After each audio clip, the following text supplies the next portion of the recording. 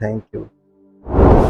जीवित और महान सामर्थी परमेश्वर, दिल से आपका धन्यवाद करते हैं और धन्यवाद के साथ प्रभु आपकी उपस्थिति में प्रवेश करते हैं। जैसा दाऊद अपने भजन में कहता था कि धन्यवाद के साथ उसके फाटकों में प्रवेश करो और हृदय में स्तुति करते हुए उसकी उपस्थिति में आओ। प्रभु, हम आपका दिल से धन्यवाद करते हैं। ये इसलिए करते हैं क्योंकि आप हमें छुटकारा देते हैं और हर समय प्रभु आप हमें छुटकारा देने के लिए तत्पर रहते हैं।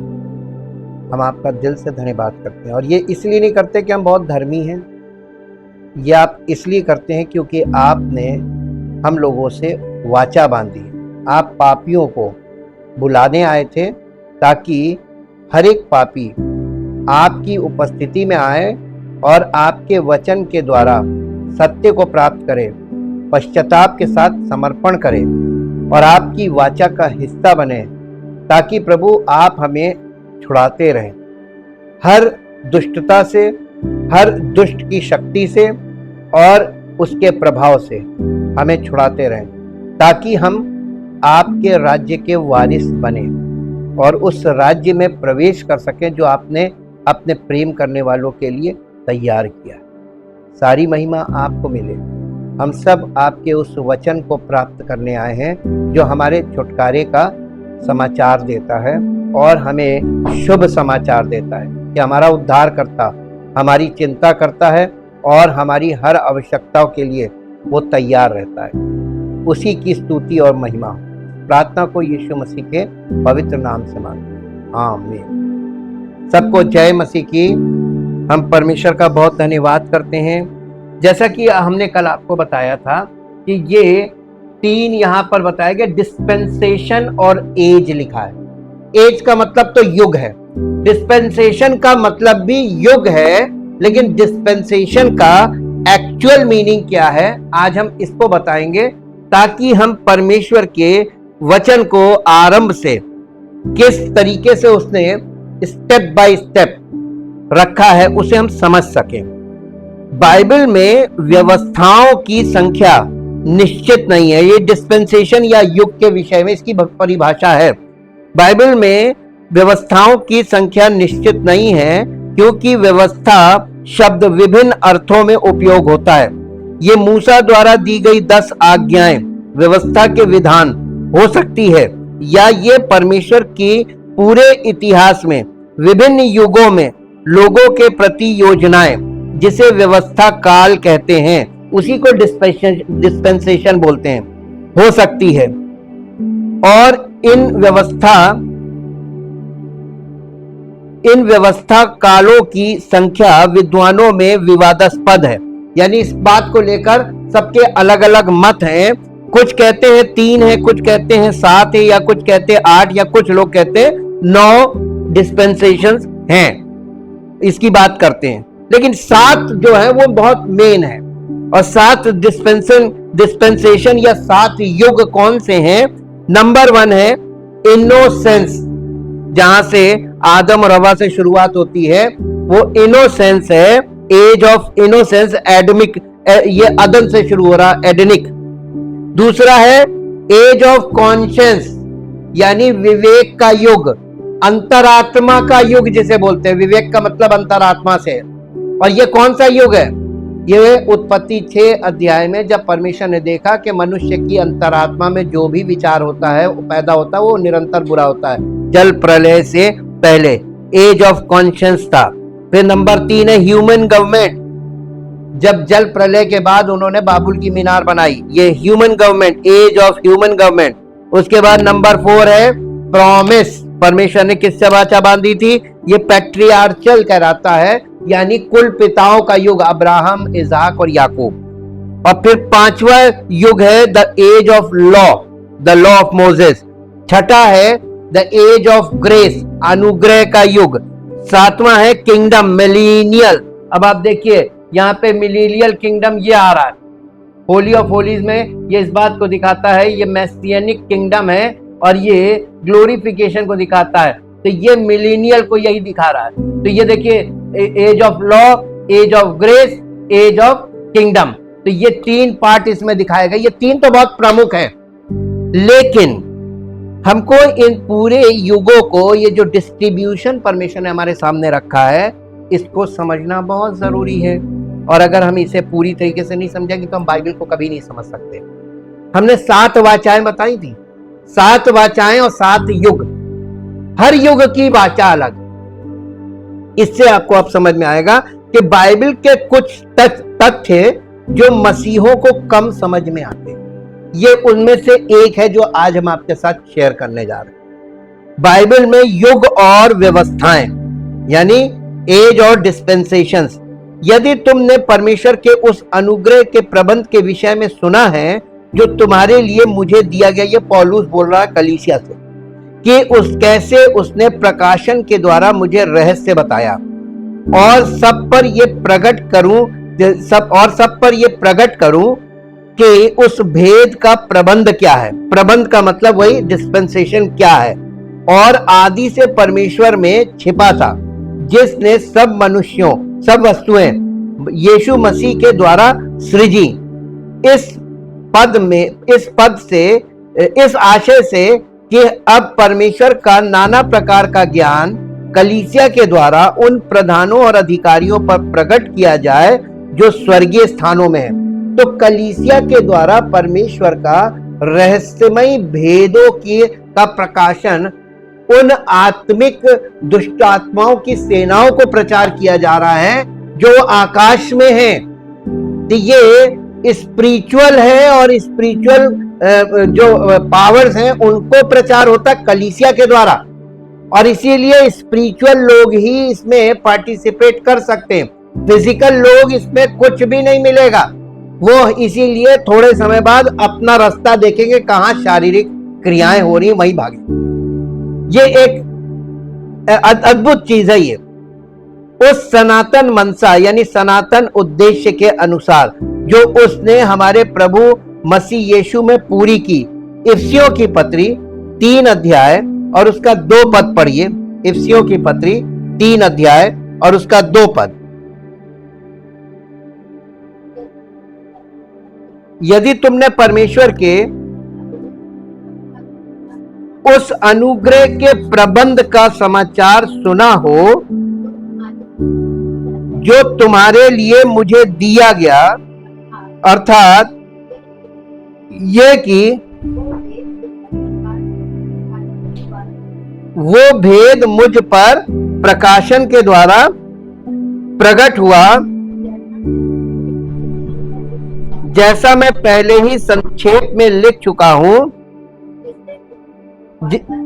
जिसे तुम पढ़कर जान सकते हो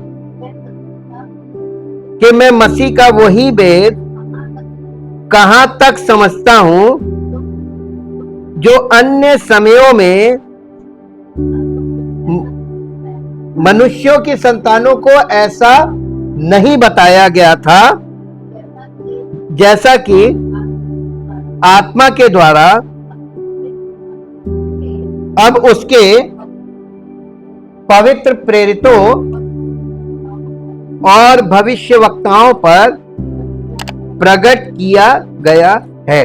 अब देखिए, ये पवित्र लोगों पर, प्रेरितों पर और पवित्र भविष्यवक्ताओं पर प्रकट किया हुआ भेद है सुसमाचार। अब ये सुसमाचार आपको दुर्लभ है, यह आपको शारीरिक रूप में नहीं मिलेगा, यह आपको बॉर्न अगेन होने के बाद ही प्राप्त होगा। और आप इसके द्वारा बॉर्न अगेन हो भी सकते, यानी आपको अगर ये प्राप्त हुआ और आपने इसे ग्रहण किया तो आप बॉर्न अगेन हो जाएंगे। अब ये देखिए, इसको इंग्लिश में पढ़िए,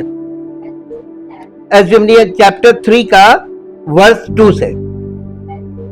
एज्यूमिंग दैट, ये इफिसियंस है ना, इफिसियों 3 अध्याय और उसका 2 पद। Assuming that you have heard of the stewardship of God's grace, His unmerited favor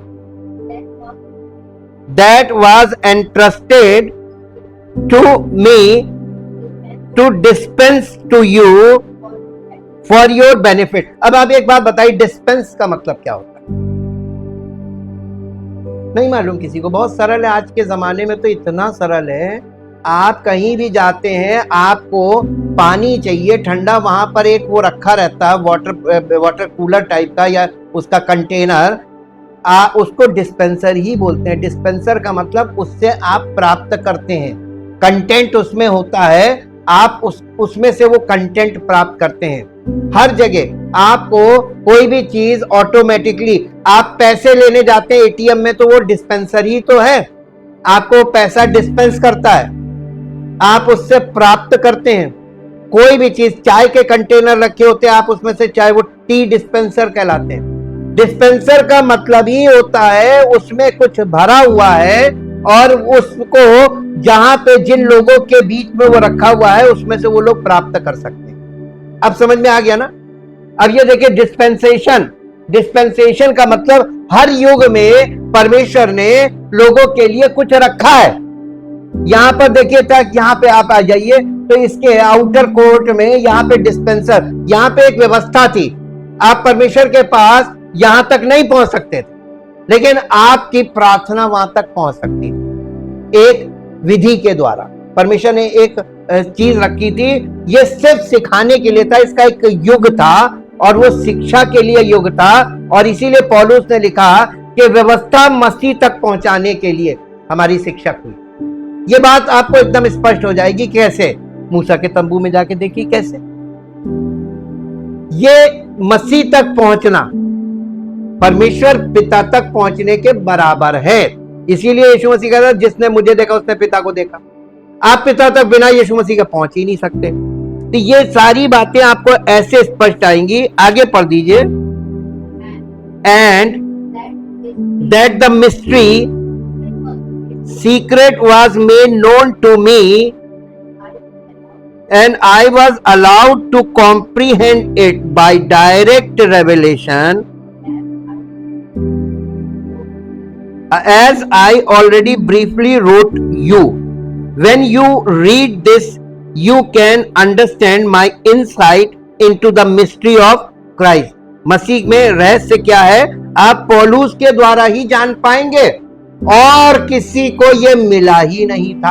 आज ये बताइए मैक्सिमम लोग मसीह के रहस्य को नहीं जानते।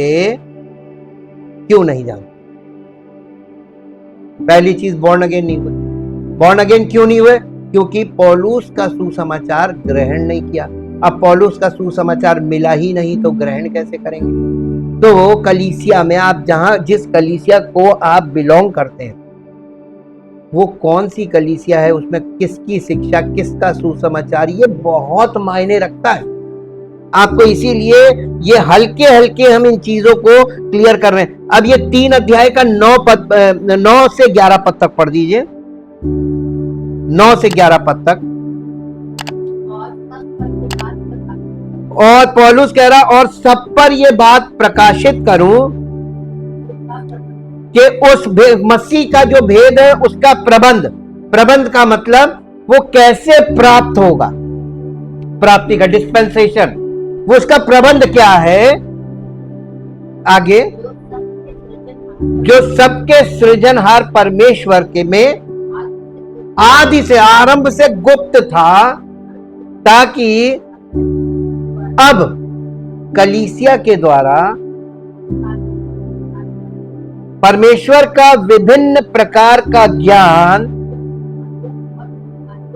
उन प्रधानों और अधिकारियों पर जो स्वर्गीय स्थानों में हैं प्रकट किया जाए। अब आप ये सोच लीजिए कि अगर लोग नहीं हैं या लोग कम हैं तब भी ऑडियंस है, स्पिरिचुअल ऑडियंस है, और परमेश्वर के प्रबंध का भेद जब हम लेकर खड़े होते हैं पौलुस की तरह, तो वो स्वर्गीय जो शक्तियां हैं वो इन बातों को सुनती हैं।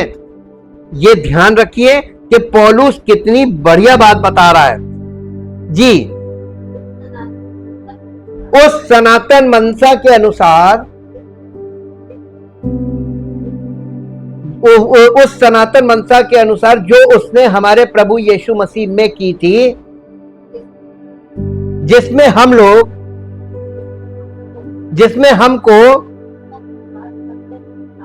उस पर विश्वास करने से साहस और भरोसे के साथ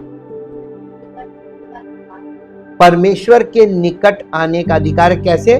विश्वास और भरोसे के साथ परमेश्वर के निकट आने का याव है। इसलिए मैं विनती करता हूं, जो क्लेश तुम्हारे लिए मुझे हो रहे हैं उनके कारण साहस ना छोड़ो, क्योंकि उनमें तुम्हारी महिमा है। युग और व्यवस्था शब्द एक ही चीज को संदर्भित नहीं करते, ना ही इनका आपस में निकट संबंध है। पहला समय की अवधि से संबंधित है, यानी युग जो है वो समय की अवधि से संबंधित है, जबकि दूसरा समय को संदर्भित नहीं करता। ये समय के भीतर होने वाले प्रबंधन को संदर्भित करता है। एक युग के एक भाग के भीतर, एक पूर्ण युग के भीतर, या संभवतः युगों के एक क्रम के भीतर।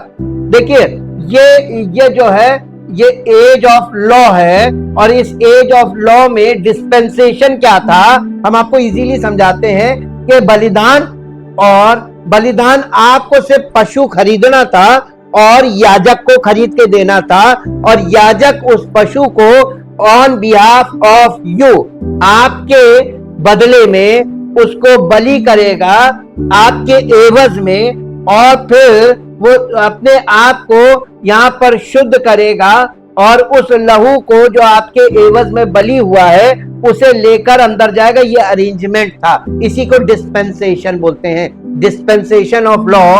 We are a sinner is not allowed to enter, यहां से आगे नहीं जा सकता, लेबर तक भी नहीं जा सकता। ये था हमारा डिस्पेंसेशन, हमें एकदम बाहर रहना है मंदिर के आंगन में। अब क्लियर हुआ? ये बात याद रखिए, ये इस युग का डिस्पेंसेशन था। लेकिन इसके बाद जब दूसरा युग आता है, मसीह का युग, ये देखिए अनुग्रह का युग, the age of grace. Age of grace में कहां तक आने का अवसर मिल गया? मसीह के बलिदान के द्वारा हमको यहां पर जस्टिफिकेशन में हमको क्या किया? परमेश्वर ने विश्वास करते ही हमें जस्टिफाई कर दिया। ठीक है, तुम जाओ, प्रवेश करो, क्योंकि तुमने यीशु मसीह के बलिदान पर विश्वास किया। तो हम पहुंच कहां पे हो गई? हम यहां पे आ गए, holy place. Holy place, born again. Born again का मतलब हम आत्मा में जन्म लेकर यहां आ गए।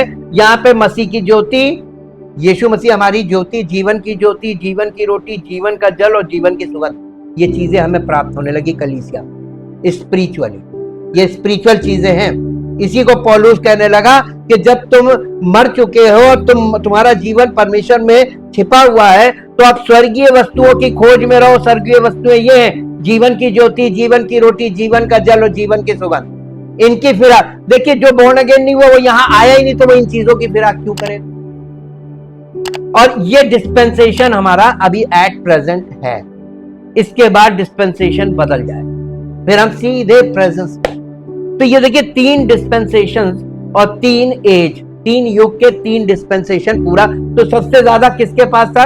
यहां तक आने के बाद आप फाटक से प्रवेश करते थे और इसके आगे आप नहीं जा सकते, अनुमति नहीं। ये था age of law, law of Moses.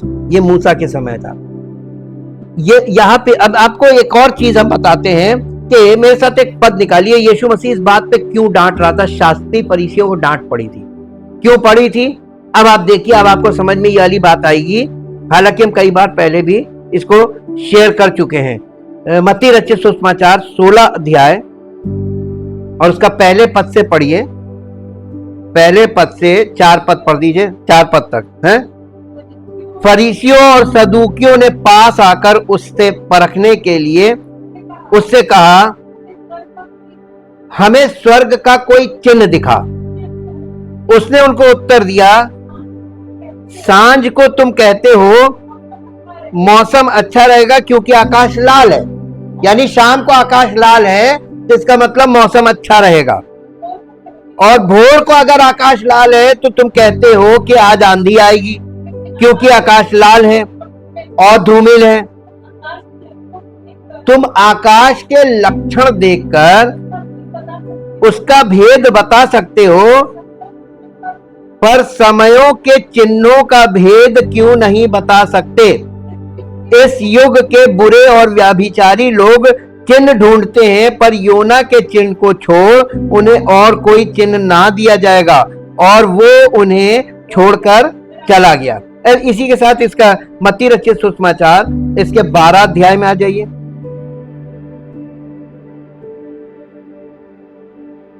बारह अध्याय में 12 अध्याय का 38 वर्ष पढ़िए।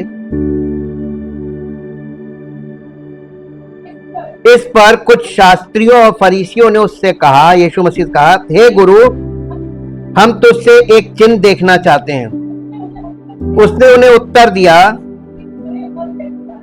इस युग के बुरे और व्यभिचारी लोग चिन्ह ढूंढते हैं,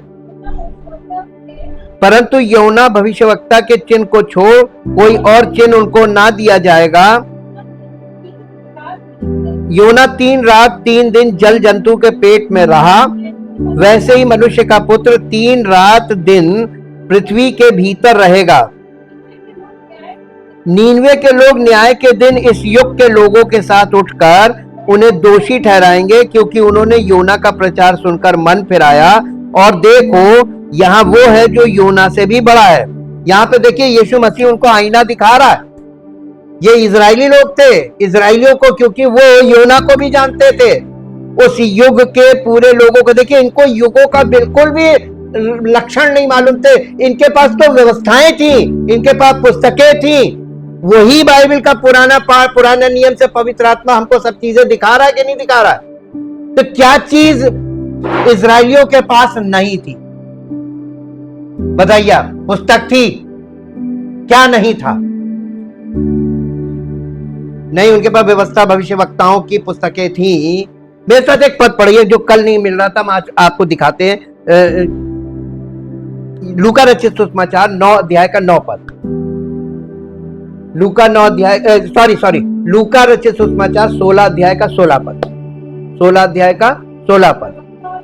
व्यवस्था और भविष्यवक्ता यूहन्ना तक रहे, उस समय से परमेश्वर के राज्य का सुसमाचार सुनाया जा रहा है। इसका प्रचार नहीं कर रहे हैं, सुनाना चाहिए। सुसमाचार सुनाने की चीज है, ये प्रीचिंग का पॉइंट नहीं है। और जो ग्रहण करे वो कलीसिया में आए और उसको पवित्र आत्मा इस बात की शिक्षा देगा। तो ये देखिए, ये सुनाया जा रहा है। ये व्यवस्था और भविष्यवक्ता यूहन्ना तक थे, यूहन्ना बपतिस्मा देने वाले तक थे। तो यानी क्रूसीफिक्शन से पहले, यीशु मसीह के डेथ के पहले तक मूसा की व्यवस्था का युग था, है ना? ये इसका युग था। और जैसे ही यीशु मसीह की डेथ हो गई, बलिदान हो गया, ये वाला युग खत्म हो गया, ये डिस्पेंसेशन। अब बताइए, आप क्वेश्चन दिखा के कर रहे हैं, अब आज कौन सा बलिदान, कौन सा रिचुअल, आप क्या चढ़ावा चढ़ाएंगे, सब तो अब प्रीस्ट का काम खत्म हो गया कि नहीं खत्म हो गया? भाई प्रीस्ट तो एक विकल्प था, हम अंदर नहीं जा सकते थे तो प्रीस्ट हमारी जगह जाता था ऑन बिहाफ ऑफ अस।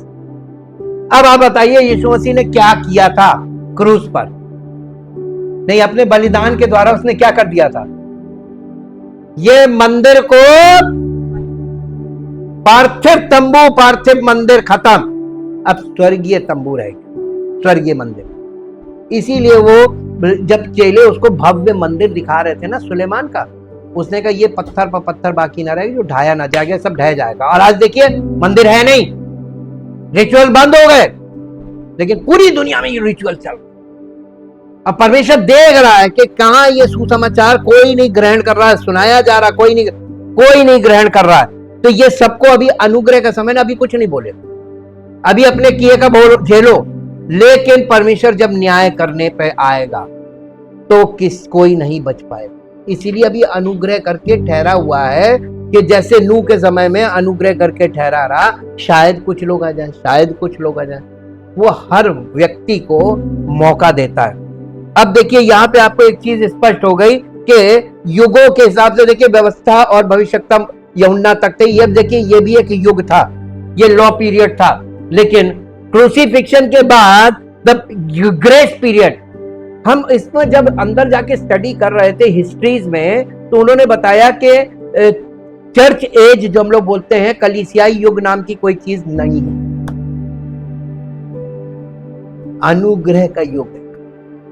कलीसिया में अनुग्रह कर रहा है, तो कलीसियाई युग नहीं बोलते इसको, अनुग्रह का युग बोलते हैं। और अनुग्रह के युग का समय कितना है? Period 2000 years. और ये हम लोग कहां खड़े हैं? तो AD 1 से अगर आप देखिए तो आज हम लोग इसके पार निकल गए। आप कह रहे हो कि परमेश्वर अभी तक कुछ कर नहीं रहा, अनुग्रह है ना।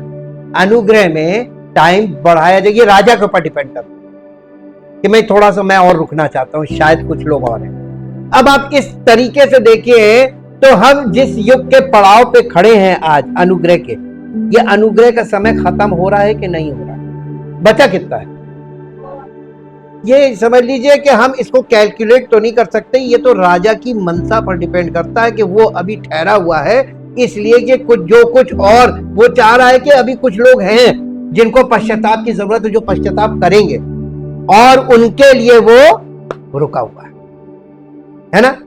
हम आपको एग्जांपल देके बताएं, जब आप मान लीजिए हम लोग का एक ग्रुप है, हम लोग एक गाड़ी बुक करें और गाड़ी बुक करके कहीं पिकनिक पे जा रहे हो और उस गाड़ी में हमारे सब लोग आ जाएं और एक व्यक्ति देर हो गई, तो हम लोग क्या कड़क हो जाएंगे? नहीं, बस टाइम हो गया चलिए। हालांकि मालूम क्या होता है, हम सेवकाई में बहुत सालों से हैं, हमने अनुभव जो किया वो अपना अनुभव बता रहे हैं। जो मैक्सिमम लोग आ जाते हैं ना, ये बोलने लगते हैं भैया देखिए भैया ये कोई टाइम का बर्बादी कर रहे हैं, अरे चलिए चलिए जल्दी, वो कुड़कुड़ाने लगते हैं। करते हैं कि नहीं लोग? कलीसिया में भी जो लोग आते हैं वो जो जल्दी आ जाते हैं, जब 10 15 20 लोग जब जल्दी हो जाते आ जाते हैं तो वो सोचते हैं बस चालू करो। क्या ये उचित है? परमेश्वर के आत्मा को काम करना है, हम तो नौकर हैं, और परमेश्वर का आत्मा सेवक को अनुमति नहीं दे रहा भी रुक जाओ। तो हम हो सकता है आपको कुछ ना बोले, अपना मुंह बंद रखें, लेकिन हम उसी समय शुरू करेंगे जब पवित्र आत्मा, इसीलिए हम रुकेंगे। रुकना सिखाता है परमेश्वर, आपस में एक दूसरे, यही तो प्रेम है। हम आगे बच चलिए, नहीं ये सुप्रीमेसी है, जो रह गया उसको छोड़ दो। यही चीज यीशु मसीह अपनी कलीसिया के लिए कर रहा है कि वो रुका हुआ है, अपने लोगों के लिए रुका है, क्योंकि अभी उसको मालूम है कि अभी कौन कौन है जो मन फिराएंगे, उनको लेने के लिए, उन्हें ज्वाइन कराने के लिए रुका हुआ है। तो परमेश्वर के अनुग्रह के लिए बहुत धन्यवाद कीजिए, क्योंकि अनुग्रह में हार्ड लाइन नहीं होती है, उसमें फ्लेक्सिबिलिटी होती है। नूह के जमाने में भी परमेश्वर धीरज धरकर अनुग्रह करके ठहरा रहा जब वो जहाज बन रहा था, और 120 साल से भी ऊपर टाइम तक ठहरा रहा, अनुग्रह कर रहा था। तो परमेश्वर कितना अनुग्रहकारी है, इस बात का प्रमाण बाइबल देती है। अब आप देखिए कि ये जो डिस्पेंसेशंस हैं, इनको समझना हमारे लिए क्यों आवश्यक है। युग, और इस प्रकार युग होते हैं और इन युगों के ढांचे के भीतर व्यवस्थाएं होती हैं, जिसे हम डिस्पेंसेशन बोलते हैं।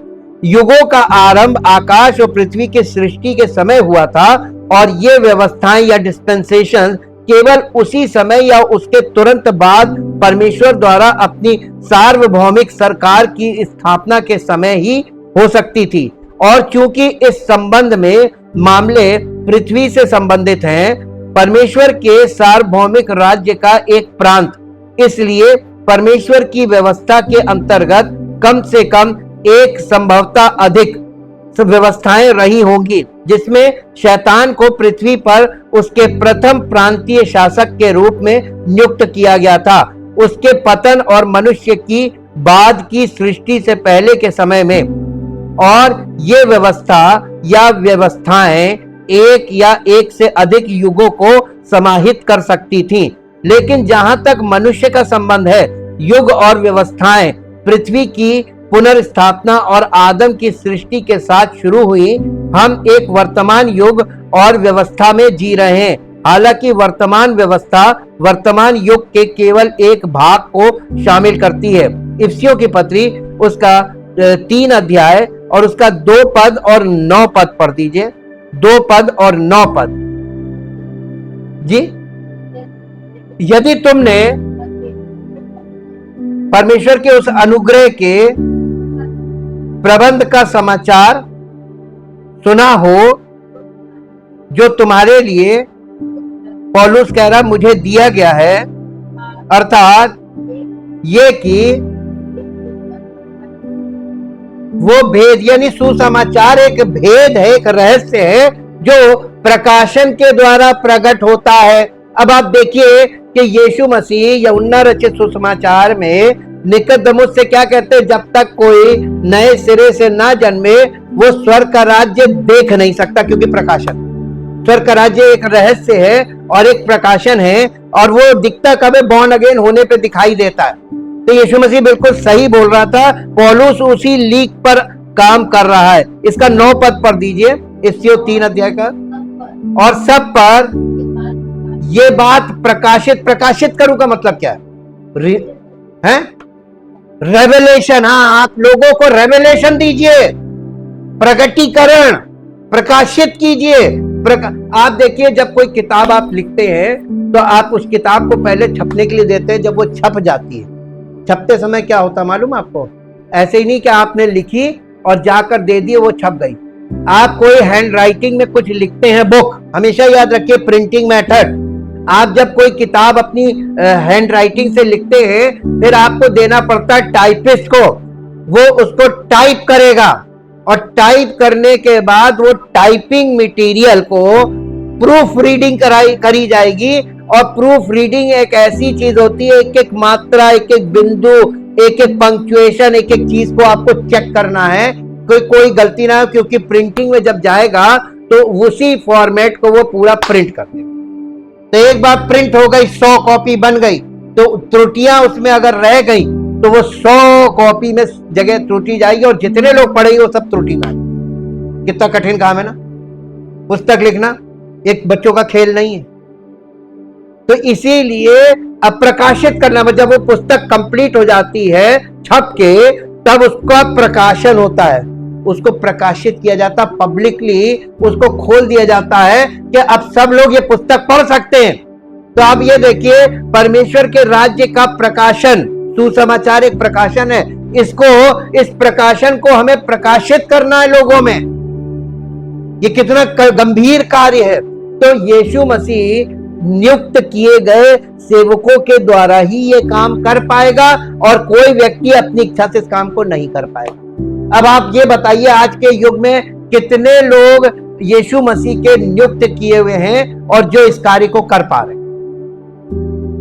सर्च करके बताइएगा, ये प्रश्न मैं छोड़ता हूं। अब मेरे साथ एक पद निकालिए जो आपको मिलेगा, मरकुस रचित सुसमाचार 10 अध्याय निकालिए। पवित्र शास्त्र एक आने वाले युग और व्यवस्था को प्रकट करता है और उसका नामकरण करता है। मरकुस 10 अध्याय उसका 30 पद पढ़िए, 30th वर्ष, 30 पद। और अब इस समय है, और अब इस समय 100 गुना ना पाए घरों और भाइयों और बहनों और माताओं और बाल बच्चों और खेतों को नहीं, पर नहीं, कुछ अधूरा आ रहा है, फिर कोई ठीक से पढ़े। और अब इस समय 9 पद से पढ़ दीजिए, कुछ अधूरा सा आ रहा ना।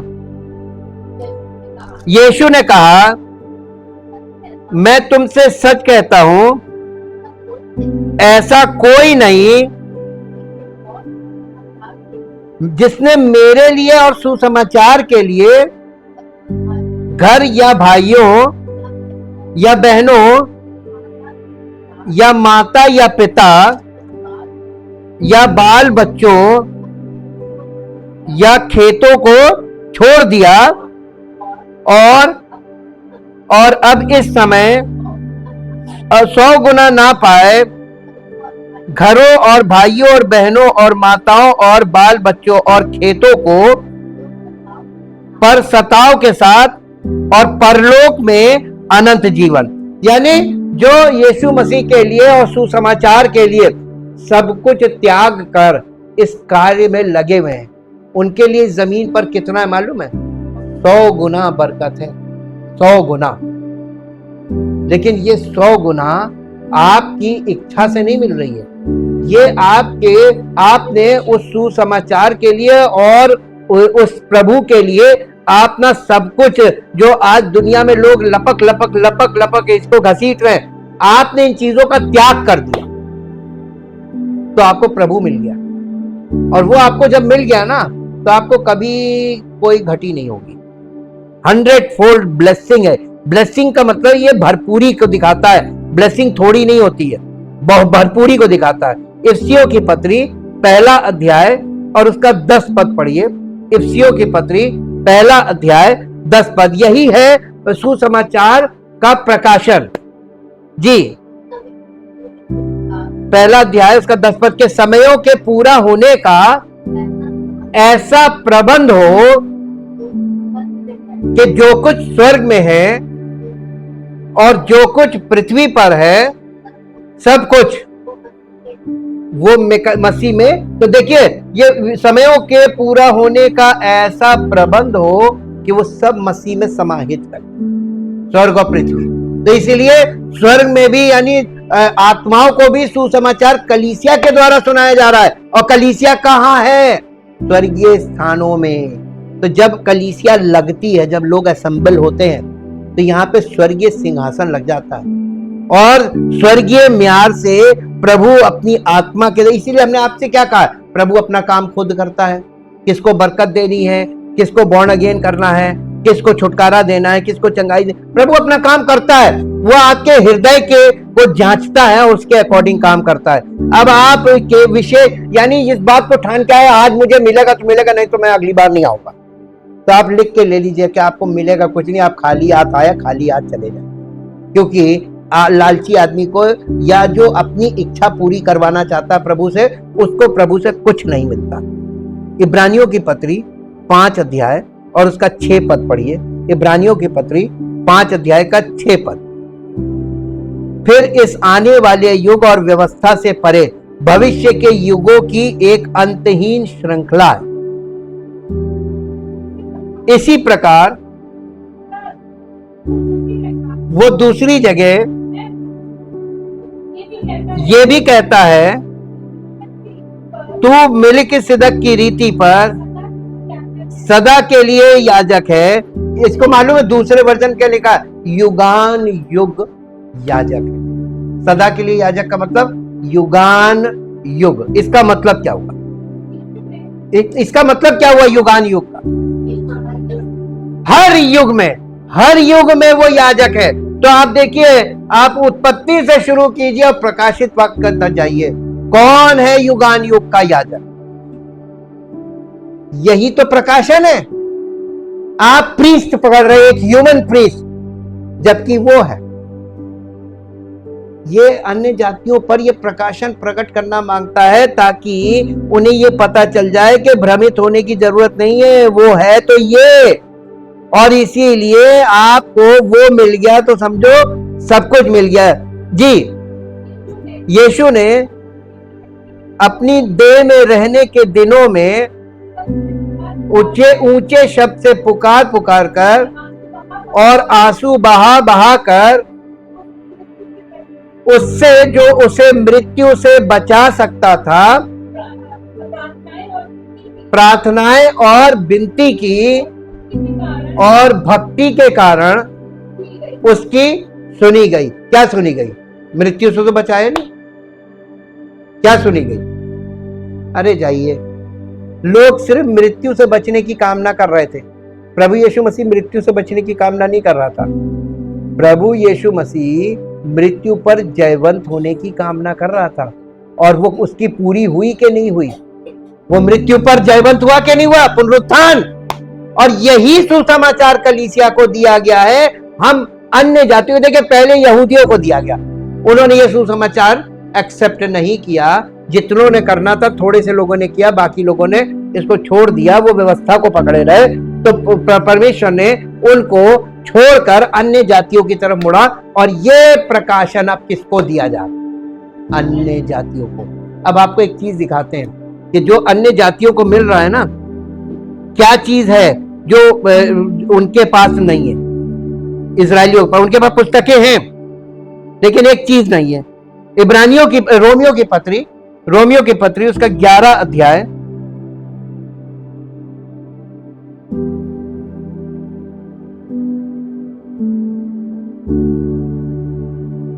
उसका 25 पद पढ़िए। हे भाइयों, कहीं ऐसा ना हो कि तुम अपने आप को बुद्धिमान समझ लो, इसलिए मैं नहीं चाहता कि तुम इस भेद से अनजान रहो कि जब तक अन्य जाति पूरी रीति से प्रवेश ना कर ले, तब तक इजराइल का एक भाग ऐसे ही कठोर रहेगा। आपको ये भाषा समझ में नहीं आई होगी, इसको इंग्लिश में पढ़ते हैं। लेस्ट you be self opinionated wise in your own conceits, यानी अपनी दृष्टि में बुद्धिमान ना बनना। ये सेल्फ ओपिनियनेटेड यानी खुद की दृष्टि में अपने आप को बहुत ज्यादा काबिल, आलिम, फाजिल, ये अन्य जातियों से बोला जा रहा कि तुम अपने आप बहुत काबिल मत समझना कि हम बहुत ज्यादा जानते हैं। यहाँ पे एक डांट भी है और एक चेतावनी भी है। Wise in your own concepts, I do not want you to miss this hidden truth and mystery brethren, a hardening insensibility has temporarily befallen, a number of ingathering of the Gentiles has come in, and so also Israel will be saved। यानी Israel को अभी प्रभु क्यों नहीं बचा रहा है इस युग में? अन्य जातियों को क्यों बचा रहा है? उनका रास्ता क्यों बंद कर दिया? मालूम है आपको इसका हिस्ट्री ये है कि जब हम ये डिस्पेंसेशंस की स्टडी कर रहे थे तो उसमें हमें पता चला कि परमेश्वर ने इजराइलियों को स्पिरिचुअली ब्लाइंड कर दिया। क्यों? अब उनको ये सुसमाचार एक प्रकाशन है, ये प्रकाशन उनके सामने प्रकाशित नहीं हो रहा। क्यों नहीं हो रहा? क्योंकि परमेश्वर की योजना है। वो योजना क्या है? वो योजना ये है कि पहले वो अन्य जातियों को इस संसार में कलेक्ट कर रहा है। तो आप ये बताइए, हम पर अनुग्रह हो रहा है कि नहीं हो रहा है? ना, उनको स्पिरिचुअली ब्लाइंड कर दिया। अब हम आपको बता रहे रहस्य ये है कि इजरायलियों के पास पुस्तकें हैं और उनके पास पुस्तकों का ज्ञान है। इसको बोलते हैं हेड नॉलेज। किताबी ज्ञान है, लेकिन उनके पास क्या नहीं है? उनके पास प्रकाशन नहीं है। आज बहुत से पास्टर्स के पास किताबी ज्ञान है, क्या नहीं है?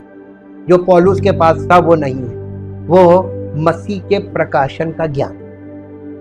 ये परमेश्वर की ओर से वरदान है। जब पवित्र आत्मा का हमें गिफ्ट मिलता है, पवित्र आत्मा का गिफ्ट कोई आत्मा नहीं है, पवित्र आत्मा का गिफ्ट प्रकाशन है। और पवित्र आत्मा हमको बराबर प्रकाशन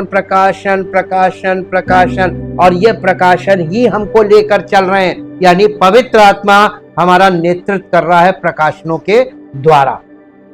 अब आपको समझ में आया? ये किताबी बातें मैं नहीं कर रहा हूं, ना इतना पढ़ने का मेरे पास समय है और ना इतनी समझ। इन भविष्य के युगों के दौरान परमेश्वर की योजना के अंतर्गत एक या एक से अधिक व्यवस्थाएं घटित होंगी। हालांकि हम एक युग में जी रहे हैं, ये वर्तमान युग कलीसिया युग नहीं है जैसा कि इसे अक्सर कहा जाता है। कलीसिया युग जैसी कोई चीज नहीं है। जिस युग में हम जी रहे हैं वो कलीसिया के अस्तित्व में आने से बहुत पहले शुरू हुआ था और ये उस समय के कम से कम 7 साल बाद तक जारी रहेगा, जब कलीसिया को पृथ्वी से हटा लिया जाएगा या उठा लिया जाएगा। बल्कि वर्तमान समय एक युग के एक भाग के दौरान में कलीसिया का अस्तित्व एक प्रबंध से जुड़ा है। इसका संबंध परमेश्वर के अनुग्रह के प्रबंध से है। रहस्य की संगति, यानी परमेश्वर के साथ, उसकी आत्मा के साथ एक रहस्यमयी संगति हमको मिल रही है, यही प्रबंध है। अब हम आपको बताते हैं, इसको आप समझ लीजिए ऐसे। हम आपसे क्या कह रहे हैं कि हम लोग फिजिकली कलीसिया में नीचे आके बैठते हैं, किसकी आत्मा परमेश्वर की उपस्थिति तक पहुंच रही, जो बॉर्न अगेन होगा और जो वचन को अंडरस्टैंड कर रहा होगा, वो आत्मा में परमेश्वर की उपस्थिति में पहुंच जाएगा, स्वर्गीय स्थानों में। तो अब आप उसके साथ फेलोशिप, आपकी आत्मा कहां है? Fellowship in the presence of God, परमेश्वर की आत्मा में फेलोशिप कर रही है आपकी आत्मा। ये एक आनंद है, और उन्हीं लोगों को यह आनंद प्राप्त होगा जो बॉर्न अगेन और मसीह की आत्मा में परिपूर्ण होते जाएंगे। यही एक रहस्य है, ये संगति का रहस्य है। ये रहस्य की संगति, यानी इसी को प्रबंध या मैनेजमेंट बोला गया। अब देखिए, हम आपको यहां पे समझाते हैं बहुत आसानी से। ये मूसा के समय में था, इसी को वहां पे इब्रानियों में लिखा, जब तक पहला तंबू खड़ा। पहला तंबू का मतलब ये आंगन वाला पार्ट, ये वाला पार्ट नहीं है। पहला तंबू का मतलब तंबू का पहला भाग, यानी बलिदान और प्रीस्टहुड, जो मानव प्रीस्ट में फंसे। इसमें जब तक आप फंसे तब तक आप यहां प्रवेश नहीं कर पाते। परमेश्वर की, आपकी आत्मा परमेश्वर की उपस्थिति में नहीं जा पाती। अब सरल हो गया।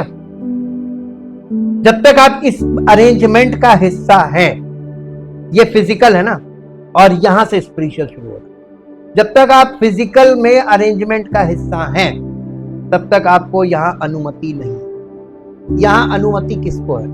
यीशु मसीह पर पूर्ण रूप से उसे ग्रहण करना, अपना उद्धारकर्ता, अपना प्रभु, और सिर्फ, यानी उसकी जगह कोई फर्स्ट सेकंड नहीं, सिर्फ उसी को, और वो आपको यहां पहुंचा दे पवित्र आत्मा के वरदान के द्वारा। Gift of the Holi spirit आपको यहां ले आएगा। अब यहां पे गिफ्ट आपको क्या मिलेगा? ये पवित्र आत्मा के वरदान आपको मिलेंगे। यहां आपको क्या मिलेगा? आत्मा में आपके जीवन की ज्योति, जीवन की रोटी, जीवन का जल और जीवन की सुगंध आपकी आत्मा में, आपकी आत्मा को पोषित करेगी, और उसमें से परमेश्वर की महिमा आपके जीवन से प्रकट होगी। ये स्थान, तो हम लोग अंदर बाहर, यानी आप संसार में, हम फिजिकल में भी हैं, लेकिन जब हम कलीसिया में आते हैं तो हम स्पिरिचुअली। अब इसके लिए एक पद निकाल के पढ़िए जो आपको और अच्छा समझ में आ जाएगा, जो पौलुस ने लिखा पहला कुरिन्थियों उसका 6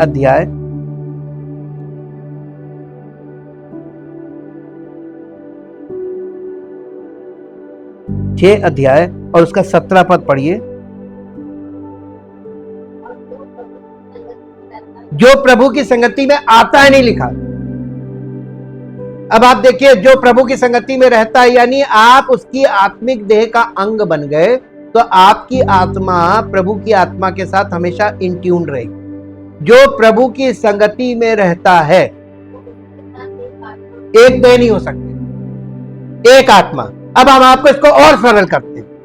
जब हस्बैंड वाइफ दोनों में विवाह होता है, तो क्या दोनों सारी जिंदगी शारीरिक तौर पर एक साथ, यानी हर समय एक साथ रहते हैं? कि वो शादी हो गई, एक विवाह के बंधन में है, वाचा बंध गई, लेकिन हम लोग हर समय अलग होकर अपने अपने काम करते हैं। अरे भाई, हस्बैंड अपने काम पे, क्या भाई अपने काम पे, पत्नी अपना काम कर रही है, हस्बैंड अपना काम कर रहा है। शरीर अलग अलग है ना, वाचा में बंधे हुए, लेकिन रोज शाम को या रात को दोनों एक होते हैं। एक साथ खाना, एक साथ सोना, और फिर सवेरे उठकर फिर अपने अपने काम।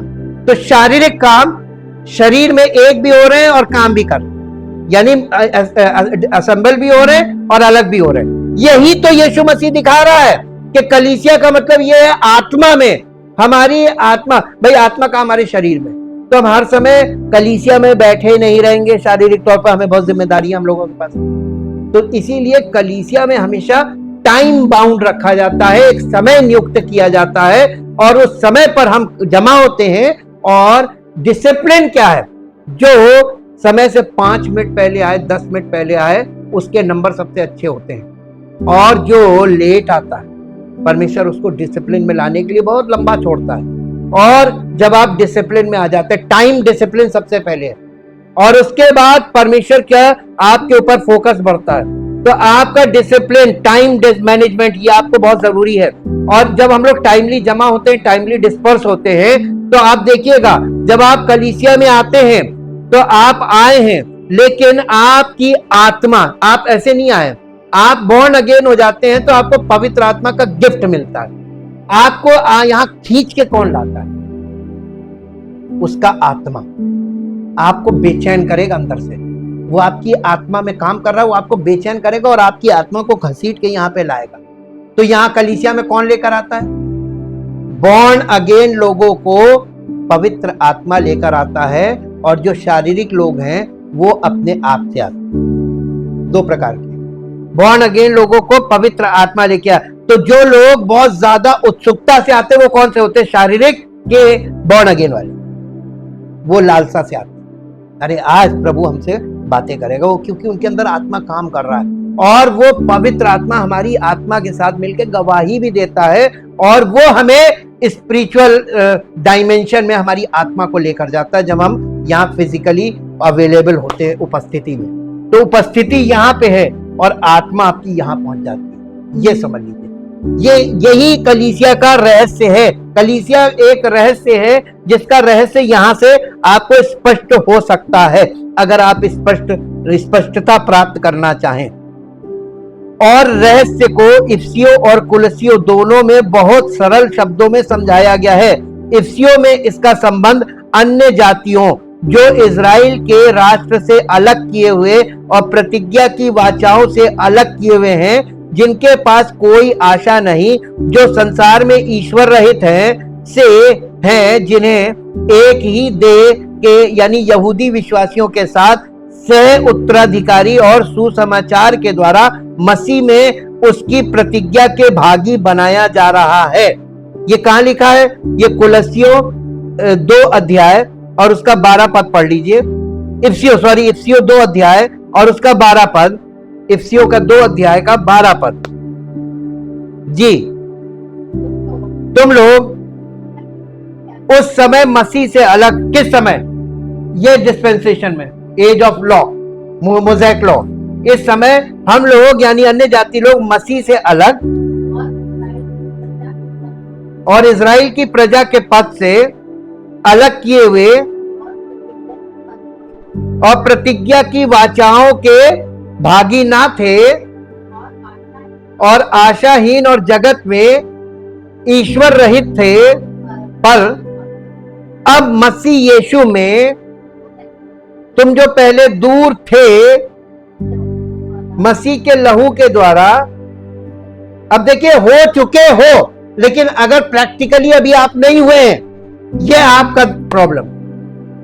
इसीलिए प्रभु आपके जीवन में काम करना मांग रहा है। आपको उसने कहां रखा है और आप वहां उस स्थान पर अवेलेबल नहीं है, तो आप बताइए जब न्याय होगा तो आपसे क्या पूछे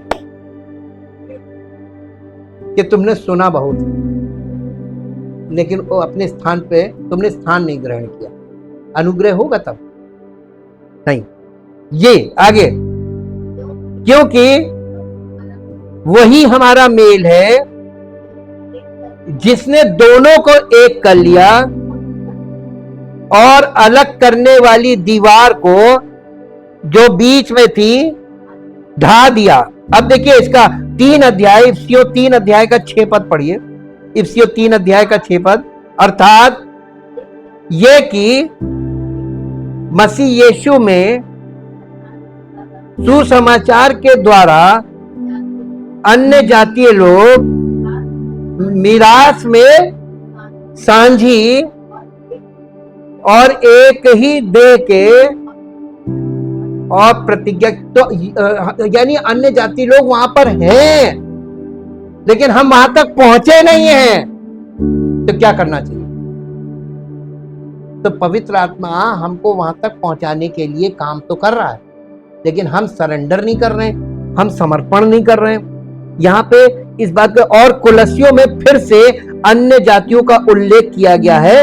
रहस्य को इस प्रकार परिभाषित किया गया है, मसीह तुम में है, शाब्दिक रूप से मसीह तुम्हारे बीच में घोषित किया जा रहा है, महिमा की आशा। यानी कुलस्सियों की पत्री पहला अध्याय उसका 25, 26, 27, 28 पढ़ दीजिए। 28 से 25 से पहला अध्याय, जिसका मैं परमेश्वर के उस प्रबंध के अनुसार, ये देखिए प्रबंध है ना, यही है, इसी को बोला जाता है, ये प्रबंध है। हम लोग डिस्पेंसेशन की बात कर रहे हैं जी। सेवक बना जो तुम्हारे लिए, पौलुस कह रहा है, जो तुम्हारे लिए मुझे सौंपा गया, ताकि मैं परमेश्वर के वचन को पूरा पूरा प्रचार। अब बताइए, दुनिया में परमेश्वर के वचन का पूरा पूरा प्रचार हो रहा है? नहीं, सब अपने मतलब का प्रचार कर रहे हैं, एक एक टॉपिक पे प्रचार कर रहे हैं, पूरा पूरा नहीं हो रहा, नहीं कोई चीज क्लियर नहीं की जा रही, थॉरो। अर्थात उस भेद की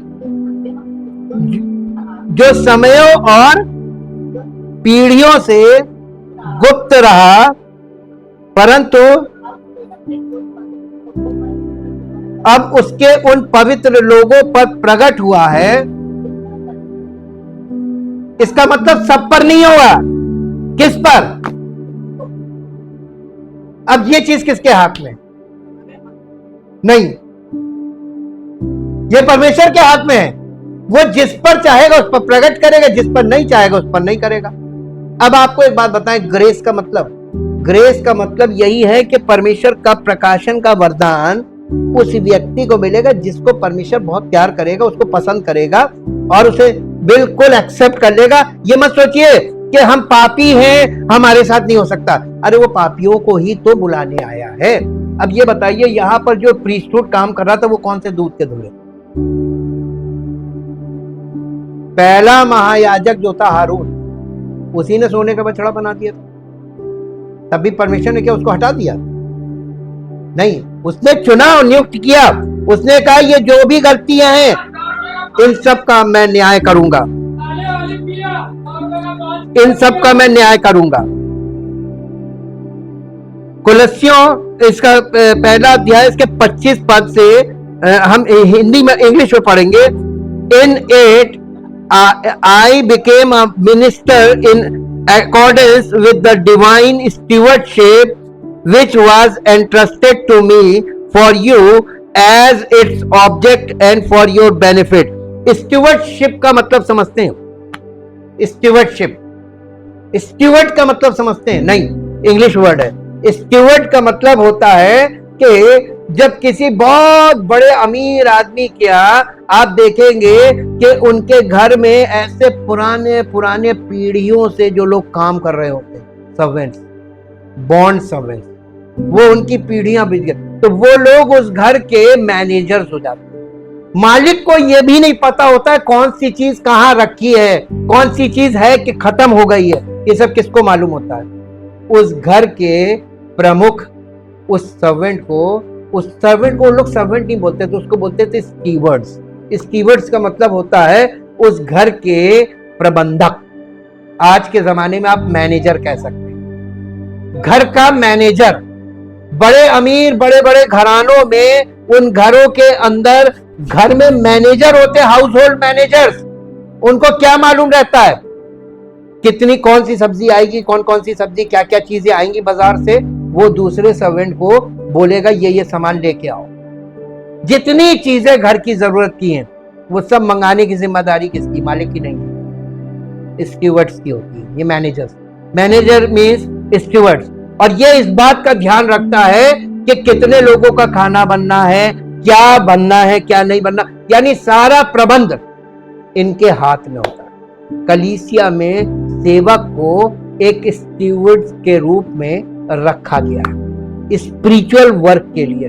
ये स्पिरिचुअल, तो हम आपको वो नहीं दे रहे जो हमारे पास है, ये तो प्रभु यीशु मसीह पवित्र आत्मा के द्वारा हमको दे रहा है और हमसे कह रहा दो, और एज इट इज, जैसे तुम्हें दे रहा हूं ऐसे ही दो, इसमें कोई भी गड़बड़ी नहीं कर। ठीक वैसे ही जैसे मूसा को उसने स्वर्ग का चिन्ह दिखाया, इसका तंबू का पूरा नक्शा दिखाया वहां पे स्वर्गीय स्थानों में ओरिजिनल, और कहा यही बनना है, और फोटो तक नहीं खींची थी, उसको केवल दिखाया गया था और कहा था यही बनेगा, तुम्हें बस देखना, सुपरविजन करना। किसी को, मूसा ने किसी को आज्ञा दी थी ये मत करो, ऐसे मत बनाओ, ऐसे मत बनाओ, नहीं। कोई डिस्टर्बेंस थी? नहीं। वो लोग काम कर रहे थे। कौन करवा रहा था? पवित्र आत्मा। तो आज कलीसिया में कौन काम कराएगा? यीशु मसीह ने कहा था ना, मैं अपनी कलीसिया बनाऊं तो पवित्र आत्मा काम करेगा ना जी। अब 26 पद, नहीं इंग्लिश का ये पूरा कंप्लीट कर ले। Which was entrusted to me for you as an object, as its object and for your benefit, to make the word of God fully known among you, the mystery of which was hidden for ages and generations from angels and men, but is now revealed to his holy people, the saints, to whom God was pleased to make known how great for the Gentiles are the riches of the glory of this mystery, which is Christ within and among you, the hope of realizing the glory। यानी इस बात की, परमेश्वर मसीह की द्वारा इस उसकी महिमा को हमको और आपको रियलाइज करना है एज ए जेंटाइल होने के नाते। यहां पर हम लोगों ने एक चीज देखी कि कुलस्सियों में फिर से अन्य जातियों को उल्लेख किया गया, रहस्य को इस प्रकार परिभाषित किया गया है, मसीह तुम में है। शाब्दिक रूप से मसीह तुम्हारे बीच में घोषित किया जा रहा है, महिमा की आशा है।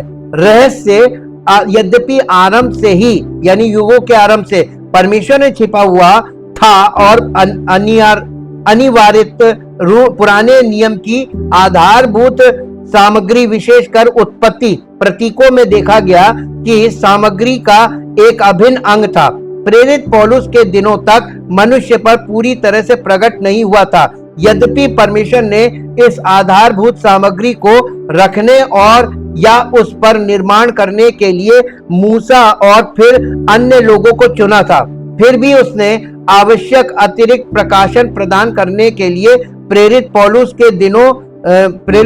के दिनों यानी मूसा से 1500 वर्ष बाद तक प्रतीक्षा की, जिसने रहस्य से संबंधित पिछले प्रकाशन को व्यक्ति की समझ के लिए खोल दिया। तो ये किसने खोला?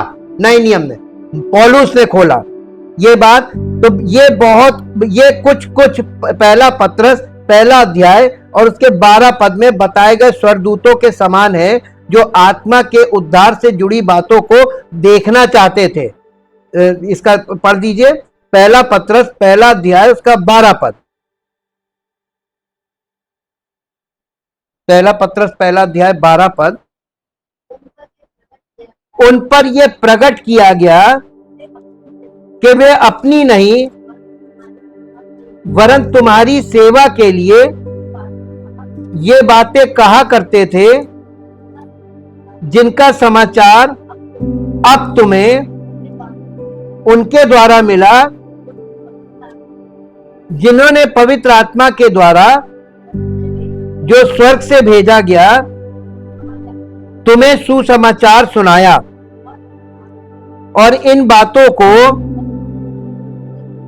स्वर्गदूत भी ध्यान से देखने की लालसा रखते हैं।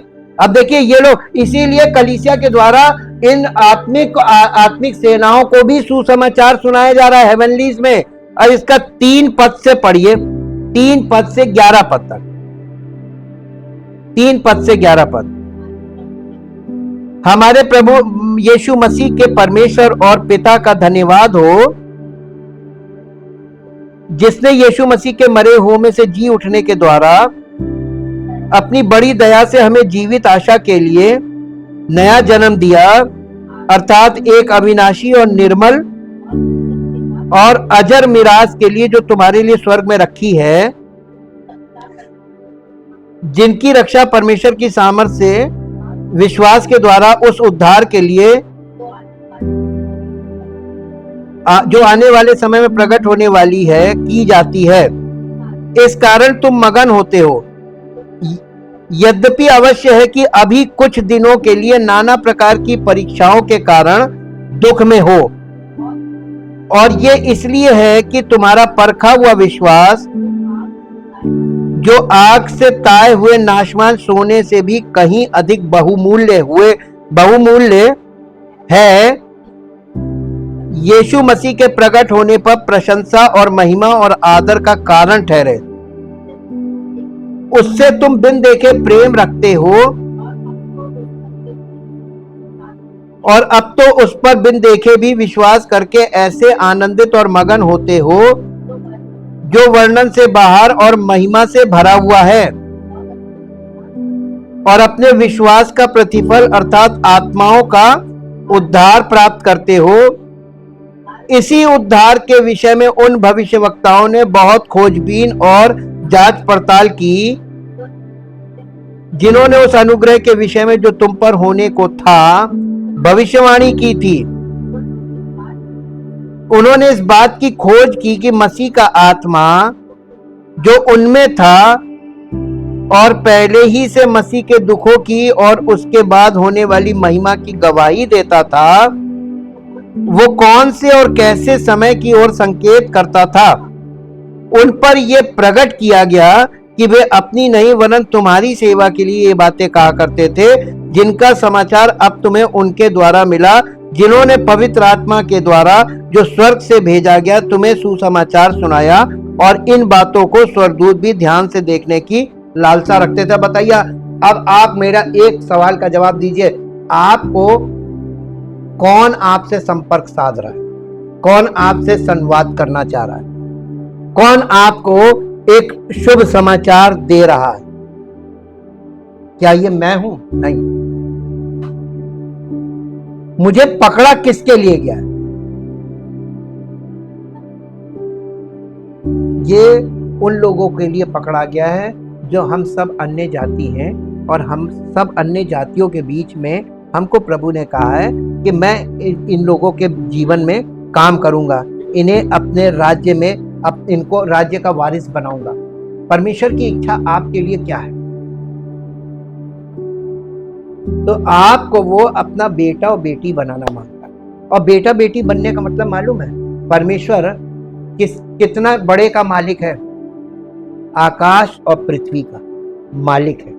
और उसका बेटा बेटी बनने का मतलब आपका कितना अधिकार हो जाता है? आकाश और पृथ्वी पर आपको अधिकार मिलता है। यह अधिकार क्यों मिल रहा? ताकि मसीह में हम आकाश और पृथ्वी के बीच में उसकी इच्छा पूरी करें। जो कुछ तू चाहे रब मुझसे कर, मैं मिट्टी हूं तू कुम्हार। हम मिट्टी हैं, वो हमको रच रहा है और हमको एक ऐसा बर्तन बना रहा है जो उसकी महिमा का बर्तन। और जब हम उसकी महिमा का बर्तन बन जाएंगे तो उसके द्वारा वो उसे इस्तेमाल करेगा कि नहीं करेगा अपनी महिमा के लिए। Thank you, thank you, thank you Jesus. जीवित और महान सामर्थ्य परमेश्वर, हम आपका दिल से धन्यवाद करते हैं। हम जिस युग में आज हैं, ये अनुग्रह का युग। और प्रभु, आज हम तमाम गलतियां करते हैं, हमसे तमाम त्रुटियां होती हैं, हमसे तमाम बातें होती हैं जिसमें हम चूक जाते हैं। लेकिन प्रभु, हम आपका धन्यवाद करते हैं कि ये अनुग्रह का युग है, और आप तुरंत से किसी को भी किसी भी प्रकार की दंड नहीं देते, बल्कि आप अनुग्रह करके ठहरे रहते हैं कि इससे गलती हुई है, ये रियलाइज करेगा और इस बात को अपने जीवन से अलग करेगा। तो आपने हमको ये अवसर दे रखा है कि हम गलती करें और चेत जाएं, पश्चाताप करें और फिर प्रभु में समर्पित रहें। और ऐसा जब तक करते रहे जब तक हम सब चीज़ों को अपने जीवन से, जो हमें बार बार परीक्षा में डालती हैं, हमारे उस स्वभाव से हम पूरी तरीके से छूट ना जाए। प्रभु, आपने हम पर अनुग्रह किया, और केवल एक बार नहीं, आपने युगों से युगों तक अनुग्रह का एक युग ठहरा दिया। और जब तक आप न्याय करने नहीं आएंगे तब तक हमारे पास अनुग्रह का समय है। इसलिए प्रभु, हम आपसे निवेदन करते हैं, जितने लोग आपके वचन को सुन रहे हैं जितने लोग आपके वचन को समझ रहे हैं उन पर अनुग्रह जो हो रहा है, ये अनुग्रह को उन्हें समझना चाहिए कि परमेश्वर अनुग्रह इसलिए कर रहा है क्योंकि वो उससे प्यार कर रहा है, हर व्यक्ति से। हालांकि हम पापी हैं, हम इस लायक नहीं हैं, लेकिन अनुग्रह करके आप प्रभु हमें अपना बेटा बेटी बना रहे हैं क्योंकि आप पापियों के लिए ही आए थे।